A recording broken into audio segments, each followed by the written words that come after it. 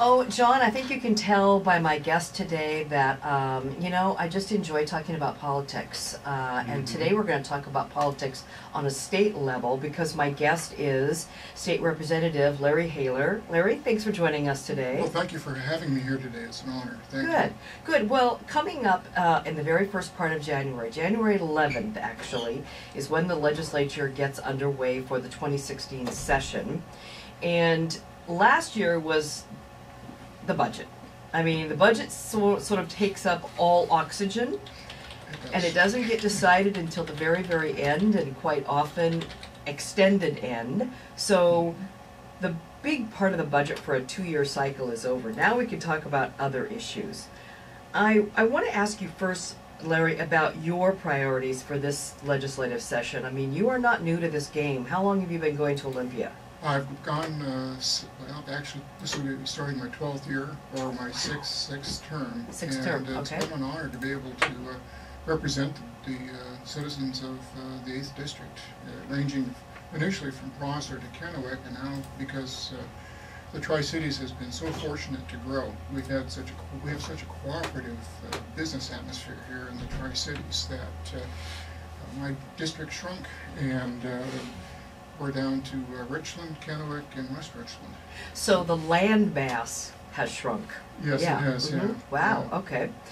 All right, so let's get to your priorities for this session. My priorities this session are going to be trying to find the monies to help with the mental health issue in this state, because we need to get more mental health beds, not only in this district. We've only got 12 full-time registered mental health beds in this state, maybe 18, or in this area, and that's with Lords. We need to be expanding that also with the Western State area, as well as the Eastern State Mental Health Hospital, as well as recognizing that sometimes the certificate of need, which seems to be the hang-up on getting beds in local hospitals for the mentally ill when they are sick and need help, it makes it very difficult, if not impossible. So I'm going to be working on that issue. Can't guarantee any results. This is only a 60-day session, and we're hoping we can get out in 60 days.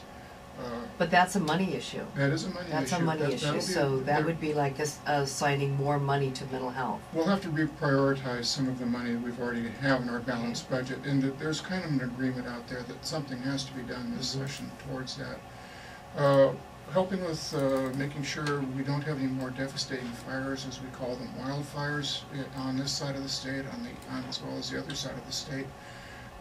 We ran out of money about 3/4 the way through. We did not plan to have such a large incidence of forest fires, wildfires, whatever you want to call them. So that is something that we're going to have to take a look at financially, as well as what is a policy aspect when we do cutting down a forest, or forests get old and they decay.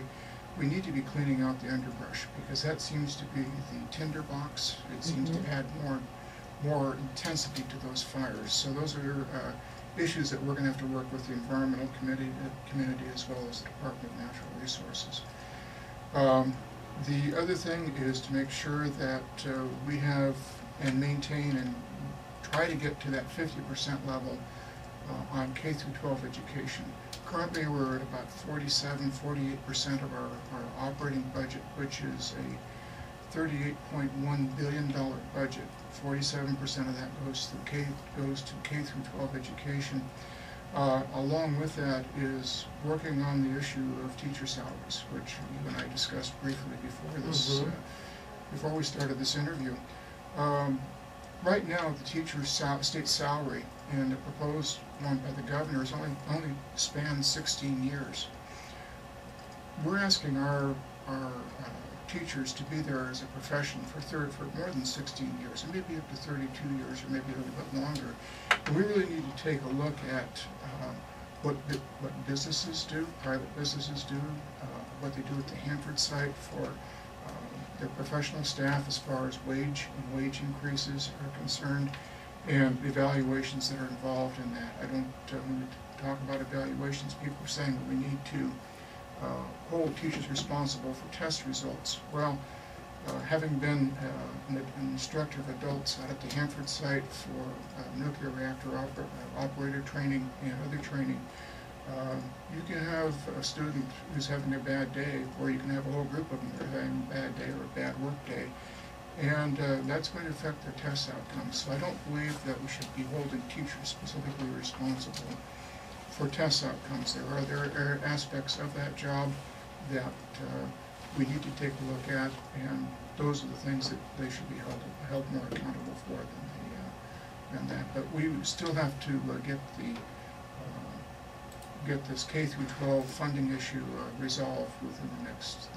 We won't do it this session, but I would say we might have it done by the 2018 session.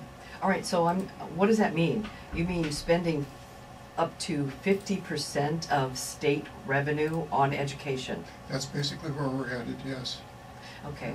It's over. I did a study on graph paper. For the last 40 years, it's varied between up to 49%.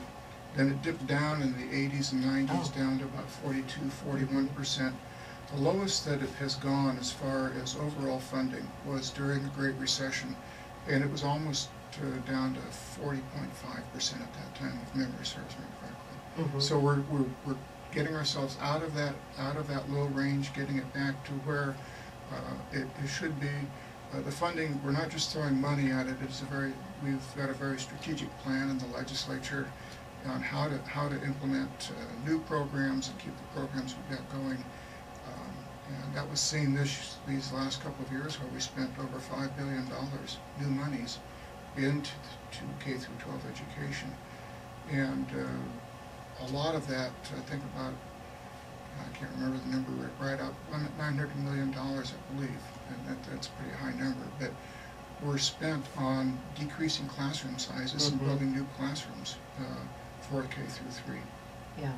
Well, you drive by any of the schools in the Tri-Cities, and elementary schools all have 4, 5, 10 portables outside. So they do grow like mushrooms. Yeah, yes, they do. Fascinating. We've got quality education in our K through 12 systems here. We've got quality school boards. We've got quality teachers here. We're very fortunate and very blessed to have that kind of system here. I agree. In the Tri-Cities, yes. Excellent education. All right, so I want to get back to teacher salaries and something that is more specific number-wise. Governor Inslee, in his supplemental budget, threw out the idea of a $40,000 base salary, so meaning that districts could not go below that as a starting salary for a teacher. What do you think about that? I think that's fair. I think we also need to give consideration to, maybe that might be a starting point. I don't know. I'm not on the K through 12 education committee, but I do have some very well-grounded thoughts on this, and I don't want to say opinions. I've looked at the teacher salaries for a long time. My wife is a retired teacher, and we still associate with teachers who are still actively involved in their profession, and we need to look at teachers as if they're engineers. We need to be taking a look at what kind of salaries are we giving people who are truly professionals, who are highly trained, and do we increase their wages in proportion to the kind of education they get outside of the classroom, because even though they have the summer months in between the spring and the fall, a lot of them are going to school, getting master's degrees or PhDs, or getting national certifications. So those kind of things need to be factored into the overall wage consideration and wage scale. But I think $40,000 is perhaps a good starting point. Well, we've got to find a way to encourage more people to become teachers right Absolutely. out of the gate. Absolutely, yes. Yeah, we need that desperately. And that might help. All right, well, I've got a long list of things I want to talk with you about, and one of those has to do with the state patrol, and I think it's very similar to the teacher issue. But let's take a break first, and when we come back, we're going to talk with Representative Larry Haler about state patrol funding for patrolmen, for troopers. Evidently, they're losing a lot of troopers because the pay just isn't enough. We're back in a moment here on Meet in the Middle. If you want to give Representative Larry Haler your input on a particular topic, boy, now is the time. Our phone number is 547-8726, and we'd be happy to add you to our conversation. In the meantime, Mr. Haler's getting ready to get back over to Olympia January 11th for the 2016 legislative session, and you called it earlier. What'd you call it? Not a short session, but what is it called? It's just a regular or? regular session. Yeah, we're scheduled on the even numbered years for 60 days, and on the off or the odd numbered years for 105 days. But okay, all right. The odd numbered years are when we do the budget, and I have not seen where we've gotten out on time on the odd numbered years when we're doing the budget. We've got at least anywhere from 1 to 3 special 60-day or 30-day special sessions. Yeah, So, always seems to turn out that way. Yes. We should take that experience, I would think, and apply it starting day one. we should. Everything is moved up. Okay, anyway, Yes. I want to move forward. Let's talk about the State Patrol, because they're Yes. a very important law enforcement agency for the state of Washington. Absolutely. And what we learn, only from, news reports and all, but that state troopers are essentially unhappy. They don't feel like they make enough money when you compare them to a lot of other city police officers and other law enforcement agencies. I mean, they're getting their training in the State Patrol, they're starting out there, and then they're leaving. That's not good. We're almost like maybe even 100 open positions right now, and the future looking a little bit bleak. And on top of that, we hear that troopers are unhappy about the management of the organization. How can the legislature affect that? We really can't affect the management, because that falls under basically the governor's purview. The person that's running the State Patrol is the governor and appointee. So, but what we can do is take care of the wage issue. When I was on the city council in Richland from 1990 to 2004, the State Patrol was still having problems even at that point maintaining people, because City of Richland, as an example, Kennewick, and I believe Pasco, and a lot of the cities around here can pay more than a state patrolman or state patrol person is making out there. So that is something that we need to resolve at the state level. We need to keep the high quality people that are working for our state patrol there, because they are highly trained and they go through continual training. And so I think that that is something that needs to be seriously looked at during the supplemental budget time. That's what this session upcoming is considered, a supplemental budget, as well as taking care of some other areas that were not finished off in the last session. So this is one of those issues that I think will probably come to the forefront, at least in the Appropriations Committee that I sit on. Mm-hmm. Well, this is obviously highly Republican area. Yes. Republicans do not want to increase taxes, and I know that that has certainly been your mantra, as well as other people who represent this area. But we hear about these issues that essentially are going to take more revenue. So what that means to me when I hear that is that something else in the state is going to be cut. But we seldom have people willing to say what those possibilities of cuts are. They always kind of like sneak in, and they're kind of quiet, and we don't actually hear about them. And I know why, because it will, whatever that group is, and sometimes it's a very special minority, not minority, but a small collection of people who are affected by that cut, go crazy and create a lot of negative publicity. But those are, to me, questions and conversations that really need to be done in public. Yes, they are. So are there some things that you have identified in the state budget that you believe could be shaved back to make room for things that that we see as new priorities? I think that there can be a reprioritization in the Department of Ecology. I've said that for years. Mm-hmm. I think that they are an oversight organization. They are not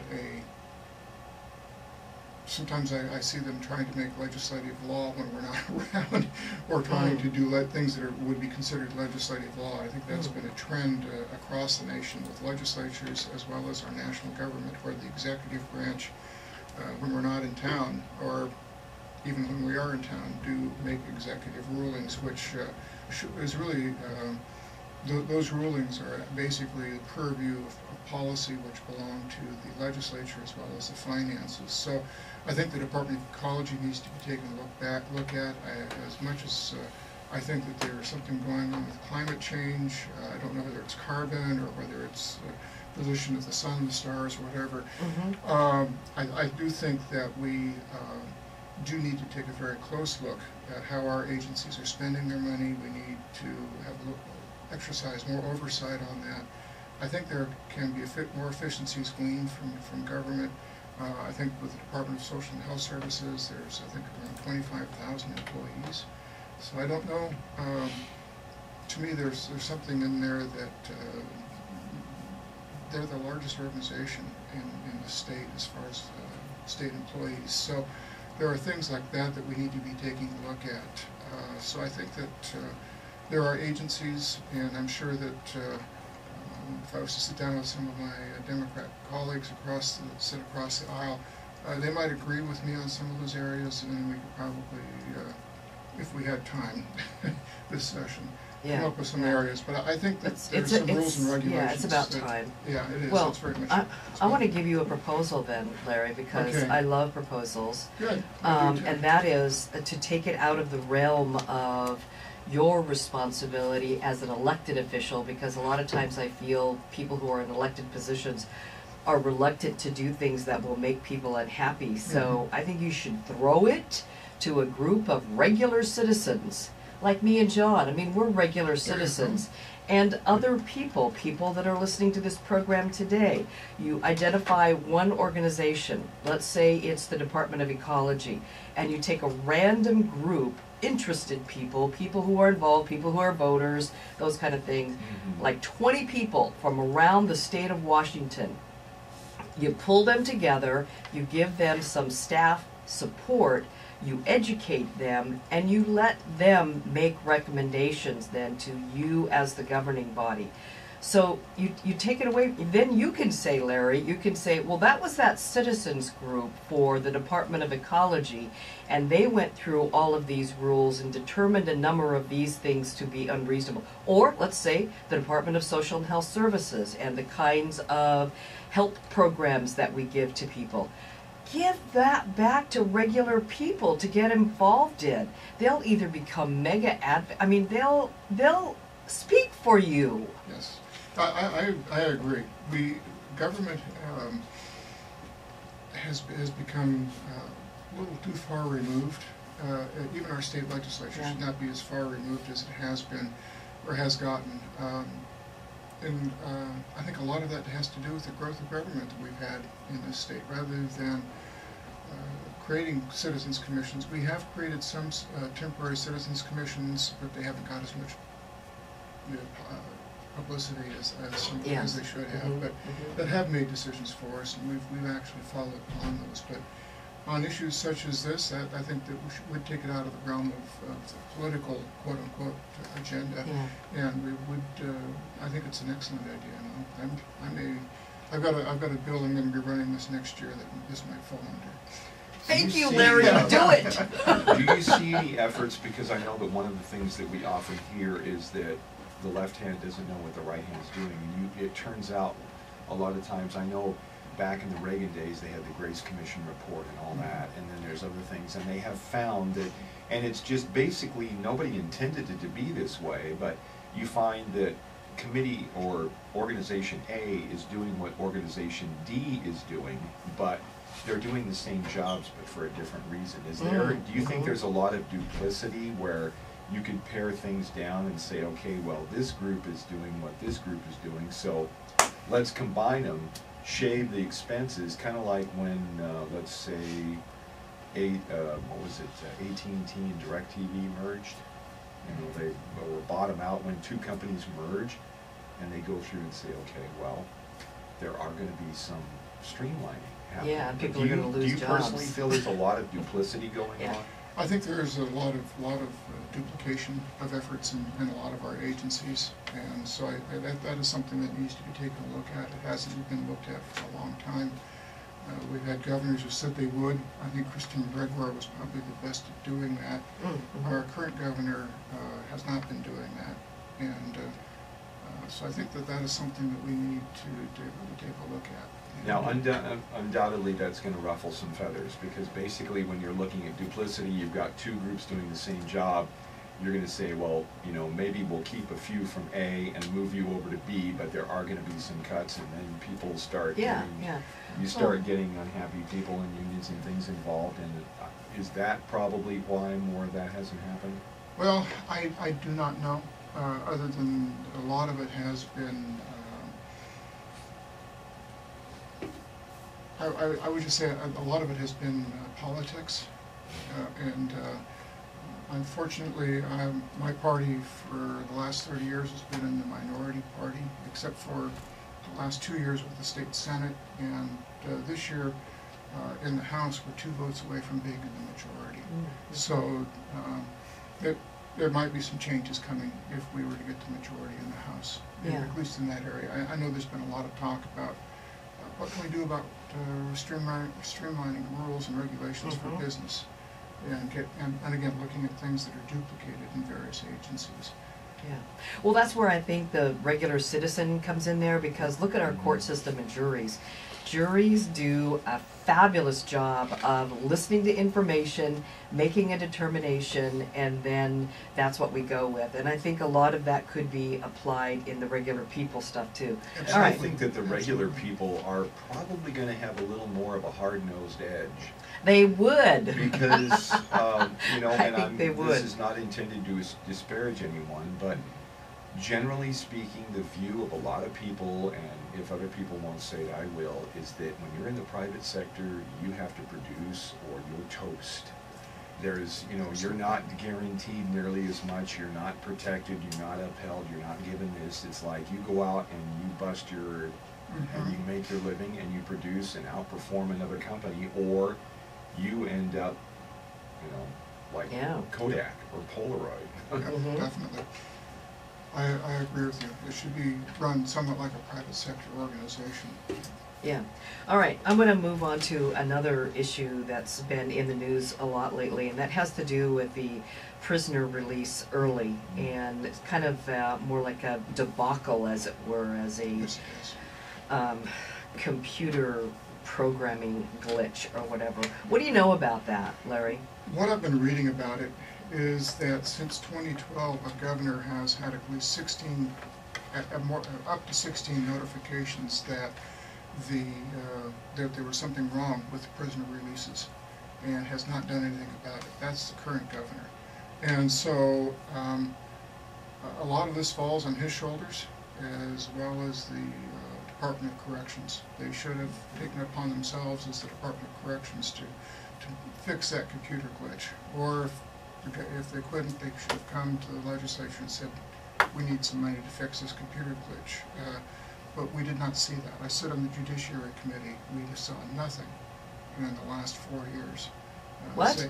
Really? Yeah, you got no notification no yourself? notifications. Yeah, no notifications. Okay. So what is it, you know, they talk about a computer glitch, and you mentioned, so basically, we'll say his name's Fred. He has been convicted and is considered a felon. Perhaps he's considered a dangerous individual, but he will do his time and he will be up for release or parole at X amount of time. Now, are we saying that these computers are making mistakes and spitting these people out of jail too early? Yes, that's The what prison, happened. well, because of good times, the specified amount of time that you were given. Mm-hmm. So it's in that calculation, I believe, is where it got screwed up a little bit. Yes, it did. But I gotta tell you, as a taxpayer, that unless the person is dangerous, I say more power to the system. Get them out of there, because you know what? I'm paying for them at an unbelievable cost per day. I mean, we had the director of the Department of Corrections on the program and learned that it's upwards of $90 a day I don't want to spend my money that way, quite frankly. I don't. Yeah, I understand, and I totally sympathize with you on that. I think it's, what, about 100,000 a year per prisoner, somewhere in that range. Crazy. It's pretty high, and so, depending, I guess, on the prisoner. But it is very expensive, and I think that in some of the cases, personally, if these people were low-level offenders and they've been let out just a few months early, they should have just left them out if they were low-level offenders. Now, I'm not saying that I'm soft on crime, but it was our glitch, our bad, I should say the governor's bad on the state level, and the Department of Corrections, and that's something we're going to have to tackle. One of those things we're going to have to tackle this next session to make sure that the computer system is fixed and that this doesn't happen again, because you don't treat people like that, let them out and then say, oops, I made a mistake, you gotta come back in. Yeah, that's a little strange. It's very rough on them and their families. Yeah, and it's rough on the victims. Yes, it's rough on the victims too. Of the crime that was committed. Especially, like you said, you know, if you have a low-level offender that the legal system and the prison authorities, I mean, because these people aren't stupid, they know. They'll look at a prisoner and say, well, this guy is not likely to reoffend, or they'll tell you, this guy is a grenade, and if we let him off sooner or later, he's going to go. And obviously, you have to make a judgment call there. But if you have people who are professionally considered not to be a threat to society, then okay. Yeah. But what was, and I hadn't had a chance to look of the, what was it, 16 of them, I believe, that were let go early? What was were there any highly? No, I thought there were upwards of 3,000 that were let out early. There were 16 glitches. Okay. 16 notifications to the governor right. that there had been. Do they have a percentage of how many of those people are considered highly? I have not seen that data.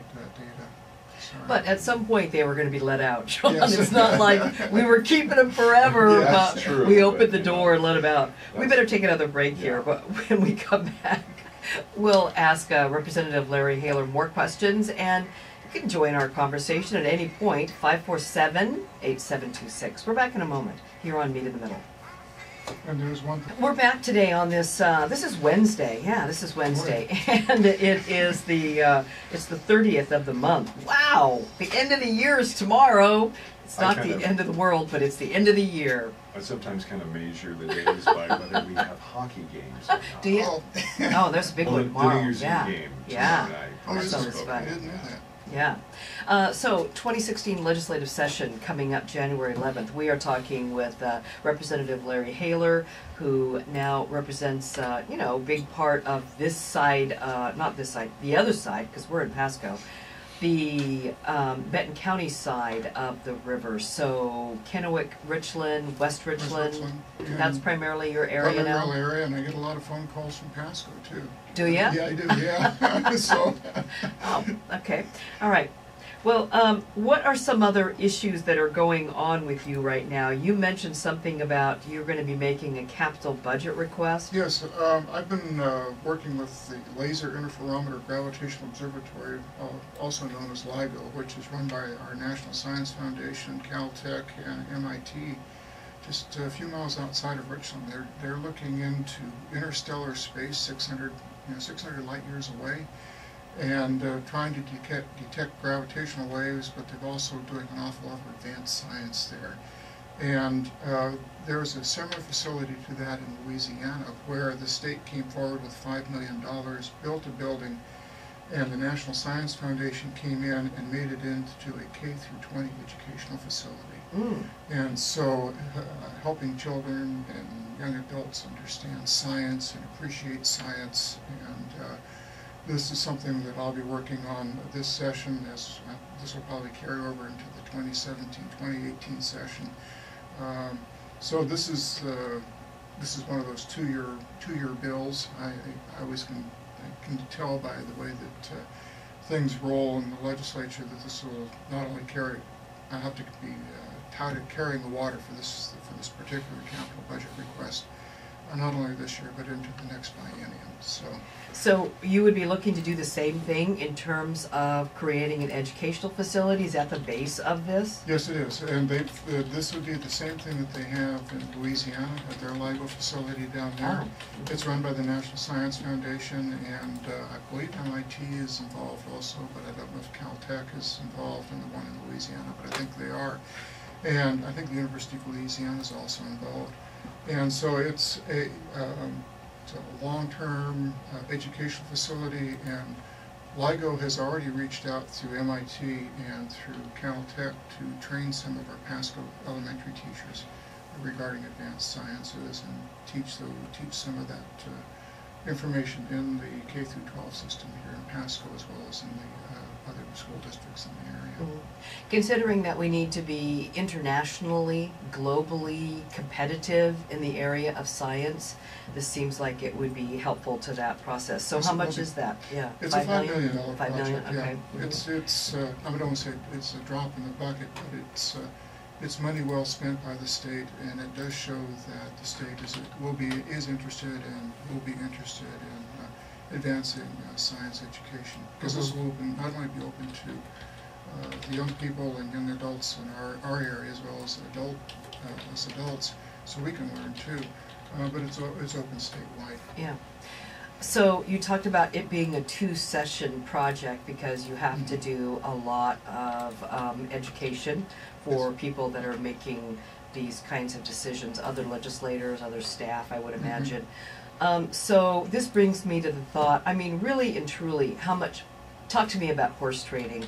Does it really, I mean, does it happen, and to what extent it happens? I know it happens, come on, it happens. So to what extent does it happen? This is not really a horse trading thing, this is more of an educational, this is where our money should be spent, convincing people that this is where good monies are spent. I think that I haven't had any really horse trading bills, but I did have a bill that took me 2 years to, basically 2.5 years, I should say, to get through, and I had to work with almost all of the senators and all of our state representatives from around the state, trying to convince people that we had to redo our medical residency program in this state, because we're allocated 1,500 residency slots. University of Washington, when they did were in charge of where medical residents would go, we're sending off 1,400 of those 1,500 to the Seattle-Tacoma area. My bill created a whole new board.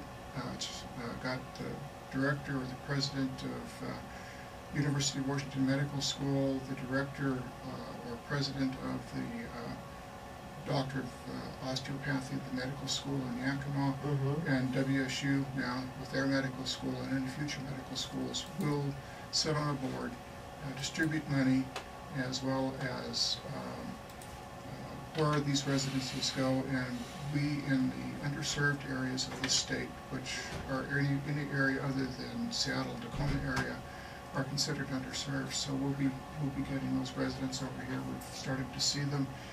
Also, we put a loan forgiveness program in there, and that was thanks to Sharon Brown. Senator Sharon Brown helped me with that bill greatly, and was able to put a loan forgiveness program in there for residents who decide to stay in a certain area. Yeah. So we'll be seeing more residents spattered throughout eastern Washington. Yes, we hopefully will. Hopefully. All right. So, but you didn't answer my question about horse trading. Oh, there is. So tell me, how does that work? It usually comes in the appropriations area, not the capital budget, but a lot of it just deals with where money is going to be allocated. Took an awful. Sometimes it just takes the force of majority, which we have in the state Senate of Republicans, to say enough is enough with the college tuition issue, rate going too high to where students had more debt than they could ever handle in a lifetime. For the first time in I think about 20 years, we had a tuition reduction in higher education, and I'm sure that there was some horse trading going on over there in the Senate regarding that. I've seen it on some minor issues dealing with some of the healthcare issues when it's come to the Appropriations Committee. Some things will go by the wayside so that we can get some other pieces of legislation through that are more important. I have had some of my higher education bills, which I thought would improve the world, get traded away. So yeah, all right. So you've been on the other end of that. I was on the other yeah. end of watching them go yeah. away because the people in the chair and the ranking member didn't think they were that important at that point. So. I'm just an observer, but from what I see, there is a tremendous amount of reading and education that you really have to do in order to do your job well. But we'll come back to that. I want to ask you about how much volume-wise. But we have a caller on the line, so let's go ahead and add that person to the conversation. Hi, you're on the air with us. Hi, my name is William. Since where we were just at in the conversation, I am a certified medical assistant, and I have student loans I need to pay back. And there are clinics, particularly Tri-City Community Health, who receives most of their funding through tax dollars and such. Because I'm white and don't speak Spanish, I'm not even allowed to apply for a job there. And I was just wondering if there was any way we could look into that. That I didn't know. That is something that I was not aware of, and I'm writing that down now. There are things that can be done legislatively, but I don't know if we could do it this session. This is a tough issue, and the tougher the issue, it takes at least 2 sessions to get things through. This is something that I'm just going to put down here, language barrier to job. So I think that is something that needs to be taken a look at, and I really appreciate your phone call. Yeah, that was good. John just told me we gotta take a break here. We'll be right back though, here on Meet in the Middle. We're learning today about the legislature and how they create laws that you and I are in a position to have to follow, and how some of our taxes are, decisions about taxes are made. I was talking to you before we got that call, and remember our number is 547-8726, about the amount of reading that you're involved in. I mean, how do you keep up with that on session and off session? That's a lot of reading. Yes, it is. I have one staff person full-time, and she goes through most of the materials that come in my way, and I'm just basically saying those materials that pertain to my particular committees, unless I've expressed an interest, such as I'm not on energy or economic development, but those are some of my areas of interest. So, and then we have each caucus, like the Republican caucus, the Democrat caucus, has their own policy analysts. And then we have a group called the Office of Program Research that we funnel our ideas through our respective policy analysts, and they actually write a bill that's politically neutral until we start giving it consideration. But they actually are a politically neutral group that writes the legislation that we discuss in committees and then on the House or Senate floor. The Constitution says this is a part-time job. It's a full-time job. I also serve on an outside committee, which requires a lot of reading. It's called Joint Legislative Audit Review Committee, which was approved by the voters. It was through an initiative. And we oversee the operations of some of the state agencies, such as the State Auditor's Office, the Treasurer's Office, and special projects as they come up. But we also review the work of the legislature, too. Yeah, so that is a lot of reading. I've seen that even for city councils. I mean, for people to make, I know a lot of times we think that people just flout their opinions, that you make a decision based on your opinion, you haven't done any research about it, but I don't think that's true for the most part. I'm sure some do, because they're lazy. Yeah, some do. But personal experience, this is not a part-time job. I just can't call, if I was still working at Hanford, hadn't retired, I just couldn't call up and tell the Speaker of the House, well, I got to work today. I can't show up. That is not how it goes. You're expected as a legislator, you're expected at your committee meetings, unless you're ill. And some of us show up to committee meetings ill during the session. Yeah. These things spread it around, but. Yeah, don't be. Yeah, don't be. But this is pretty much a full-time job. Well, what do you do in the off-season, as I like to call it? I could Okay. equate you to a sports figure, but when you're not in session, actually, what is the off-season? What I like to do is I give tours out at the Hanford site. Oh, the Bay yeah. Reactor Mm. and the pre-Manhattan tours, and it's one of the great things that I like to do during the off season, or during when we call it the interim. And I'm also meeting with leaders in this community as well as leaders around the state to talk about potential legislation. Yeah, and you're keeping your notepad there fully filled. Yes. Let me throw out another proposal. This was actually my proposal. It had to do with small businesses. In my experience, I have heard small business people complain about excessive regulation for the 30 years that I've been involved in news, and either they are making it up and they're fibbing, or there is a big problem. And from my perspective, it seems like the small business is the backbone, typically, of our nation. Let's do something about it. I don't understand why we don't do anything about it. I want you to have one of those citizen groups that takes, involves small business people and regular citizens, maybe chamber people, and they look through the regulations and they decide how they can be clarified, simplified, or eliminated. Absolutely. Would you do that, I- Larry? I keep bringing this If up. it was in my power, I could do it tomorrow. I Yeah. have to convince 146 other people, plus Yeah. the governor. But yeah, it is very. Oftentimes, when we pass legislation, we don't see the regulations that come out sometimes, or if Yeah. we don't. And oftentimes we hear about it. And I've had a couple of bills that said that wasn't the intent of my bill, and I had to go back and run another piece of legislation to get the regulation either taken out or straightened out. When I ran the medical bill last year for the last 2 years for the 2.5 years for the medical residencies, we had an outdated statute that nobody had ever implemented from 1977. Mm. We found, so we were able to eliminate some previous law, Mm-hmm. and it was several pages long.